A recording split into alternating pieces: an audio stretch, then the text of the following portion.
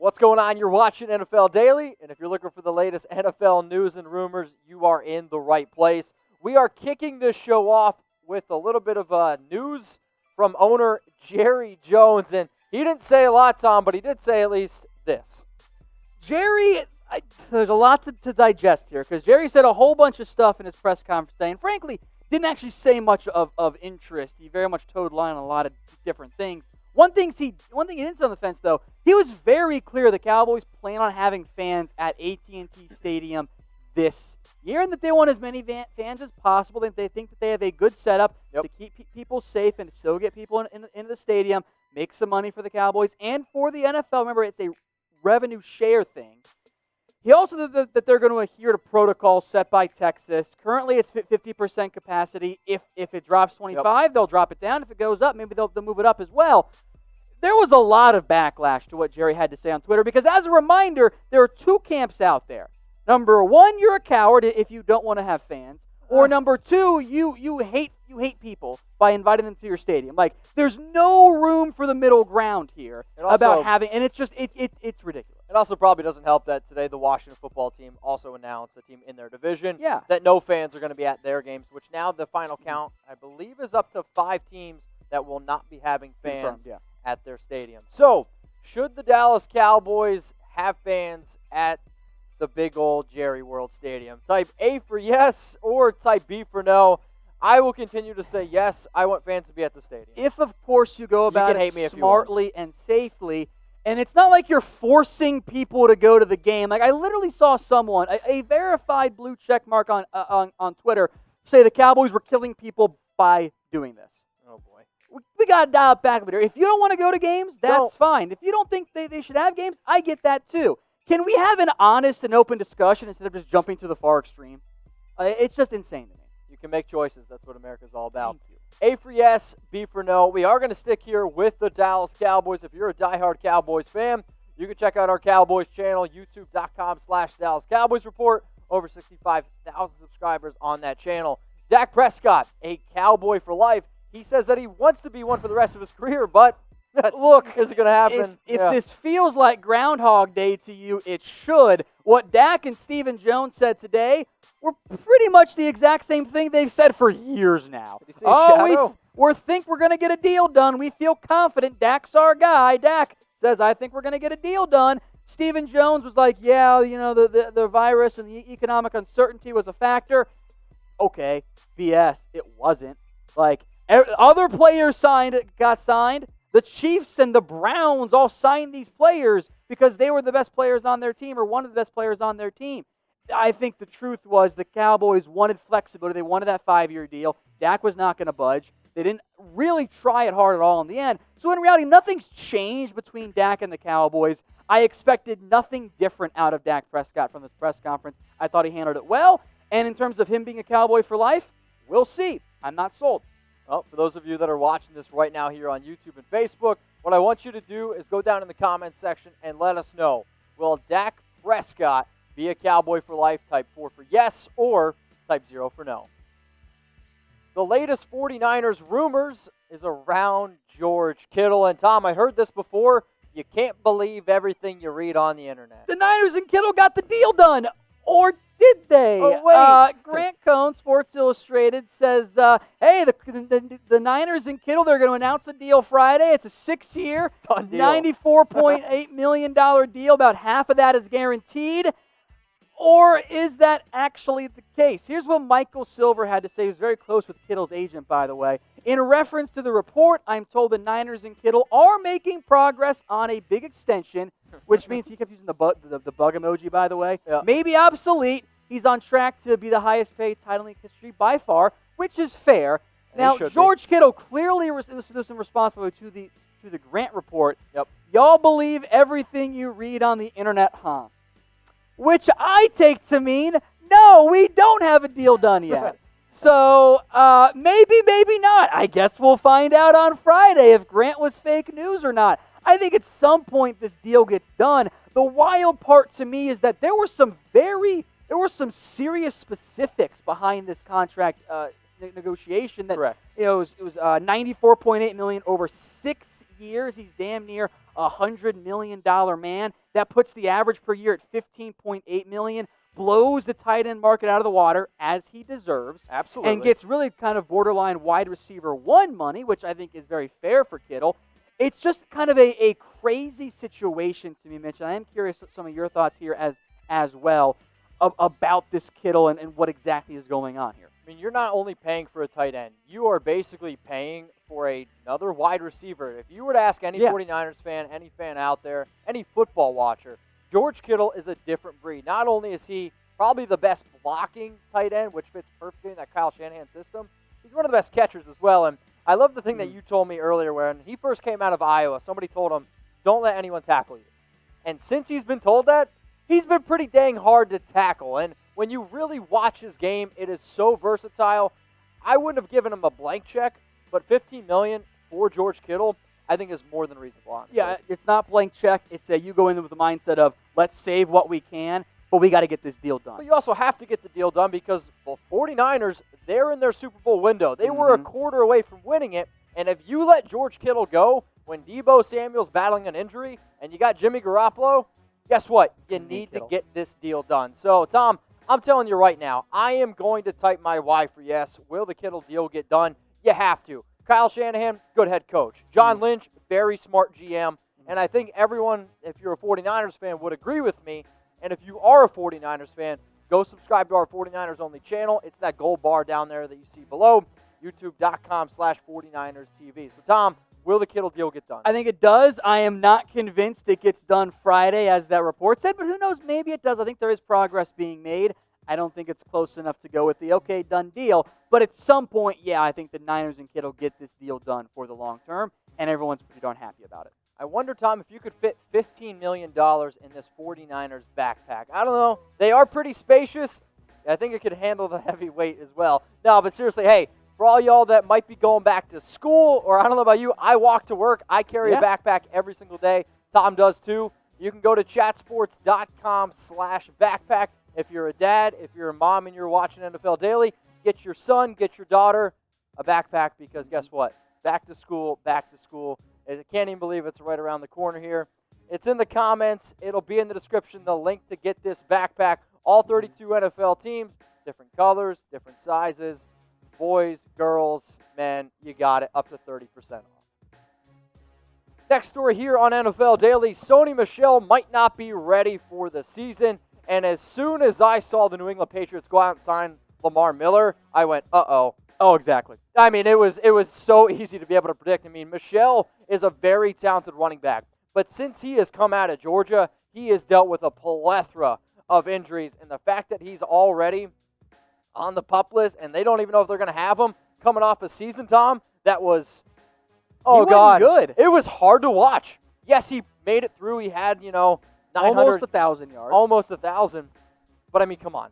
Sony Michel, 3.7. To me, that tells me he is not fully healthy. So the fact that they went out and got Lamar Miller, who the last time we saw Lamar Miller healthy had more yards on fewer carries than Sony Michel. I'll also say that was the offense he was on, and I will continue to say that Lamar Miller was a product of that Houston Texans offense. But I kind of think that Lamar Miller is the exact same version of what Sony Michel is. Okay, I don't mind that one. I mean, so you go out, you get Lamar Miller. Is he going to really be able to come in and be a solid running back?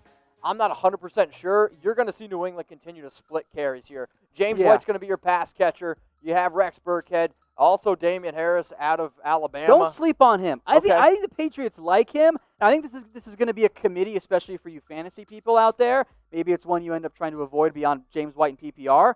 But I think you're going to see all these guys get touches, at least once Michel's healthy. Speaking of fantasy, am I living in a fantasy? Because Colin Cowherd predicted the Baltimore Ravens to go 16-0. His reasons, he got you here. His reasons, they were 14-2 last year. They have Lamar Jackson. Okay, thanks, Colin. They got better in free agency. They got better in the draft. Easy schedule. They're going 16-0. And yeah, maybe he did it just to spark this conversation. And we'll also roll through his other AFC and NFC division winners. But 16-0. For you to be an NFL analyst and predict any team to go 16-0, asinine. First off, if any team's going 16-0, it's probably going to be the Chiefs, right? Like if we're just being a little bit more intelligent there, it is ridiculously unrealistic to expect any team to go 16-0. This is a parity-driven league. It is so difficult, especially in this climate that we are in with the NFL right now, to legitimately expect a 16-0 season. It's wild to me. It's pretty crazy. But if you guys want an actual NFL predictions video, Tom and I break down all 32 teams, how we think that they're going to end up finishing. So, spoiler alert, we don't have anyone going 16-0. If you haven't already, please hit that subscribe button. Free NFL content, good NFL content, straight to your phone, straight to your laptop. Hit that big red button. And for everyone that is subscribed, shout out to y'all, Ben Neth. Send it to all your friends, youtube.com/chatsportstv. So how many games will the Ravens win? You, I believe, have originally said 12. I'm going to go 13, under 16, though. So how many games will they win? I mean, we're right in the same area there. I think they're going to be a double-digit win team. They're going to be amongst the best in the NFL. But I think even most Ravens fans would be aware, we're probably not going to go 16-0 unless they just have the rose-colored glasses on, pounding Kool-Aid by the gallon. John Lou says 11, America's Team 13, Kevin Otto 13, Master Cool 14, Nicholas Martinez, though, only 9.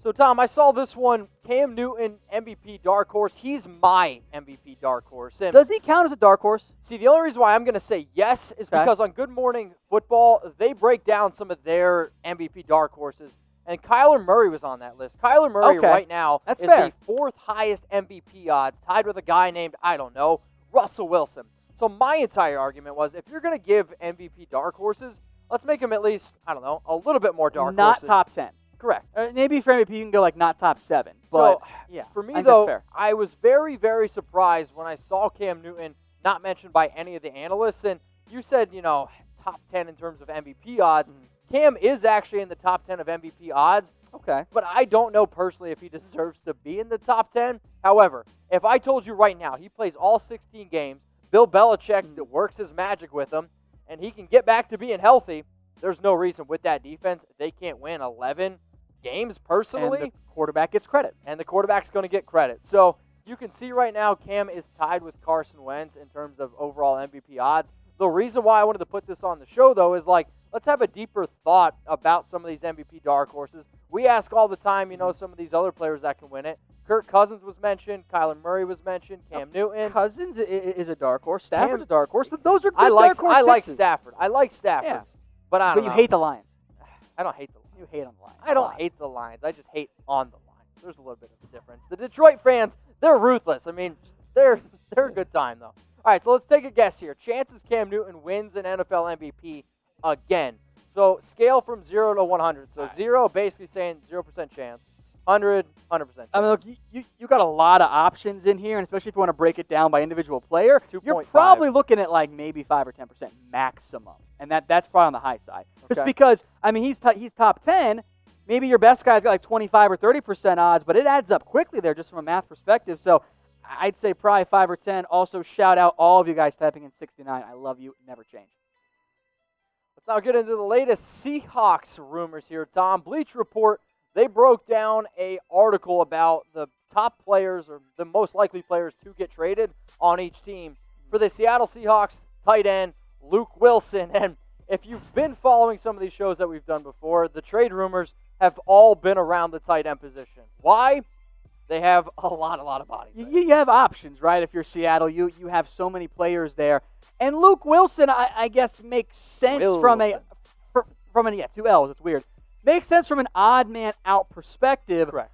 I also don't know what NFL team is going to be giving up in all reality, a number 3 tight end who is he even going to make the roster? The replacement level guy who's, if he doesn't make the roster, probably gets cut, or maybe they sing onto the practice squad with the new rules this year. So I don't really think Luke Willson has much if any, trade value. Maybe if there's a rash of injuries or illnesses as camp gets going, a team gets a little bit panicky. But as productive-ish as he was in 2017, look who he's been the past 2 years. That guy isn't worth a draft pick because you can find that, even if he's a good blocker, on pretty much every roster at the back end. So one of the reasons that Bleacher Report put him on the list is because they said, they went out and they re-signed him in April, that could mean that they're interested in him. However, okay, duh. No. So, they signed the guy. They must be interested in him. Yeah. However, what gave that away, guys? Luke Willson, to me, was the primetime example of a team dealing with a weird offseason that wanted to bring in a familiar face, that wanted to bring in somebody that they know they could get some reliability around, because I like Jacob Hollister, I like Will Dissly, and I like Greg Olsen, but you can't honestly look at me and tell me that you have a lot of faith in those players, especially Will Dissly, because of the injuries. You also drafted Colby Parkinson, so now you go 5 deep, and I think Seattle carries 4. In terms of a trade, I actually think Jacob Hollister makes more sense for Seattle. In terms of the best tight end, it's probably going to be Greg Olsen right now, Mitch. I'm typing in my GO in the comments. So who's the best tight end on the Seattle Seahawks? Type JH for Jacob Hollister. Type GO for Greg Olsen. WD-40 for Will Dissly. Just WD, don't confuse them. All right. Or Luke Willson, type LW. I don't see a lot of WDs. I see almost a pretty even split between Will Dissly and Greg Olsen. I don't mind Will Dissly. The health is the biggest concern there. Again, I'm keeping Olsen. I'm keeping Dissly. I'll probably trade away Jacob Hollister to try and save some money if I can get a draft pick back. Or maybe I just keep him and keep with Colby Parkinson. So you have options if you're Seattle. I just don't think any team's going to want to trade for Luke Willson right now. Player face masks available at the link that you see below, chatsports.com/player mask. Whoever your favorite NFL player is, guess what? We got a mask for him. We have Russell Wilson, Cam Newton, and then this guy, the MVP, Lamar Jackson. Multiple teams, multiple players, all available at the link that you see below. Shout out to our YouTube team right now, throwing it in the comments section. It's also in the description. Tom, who's your favorite player? Because guess what? He got his mask. I actually dig the 201. I'm a big fan of style and color and all that. The actual autograph, the aqua, it works, man. It works really well for a mask, and it's better than wearing like just a plain, gray or navy blue. I like the 201 quite a bit there. That link's available, chatsports.com/player mask.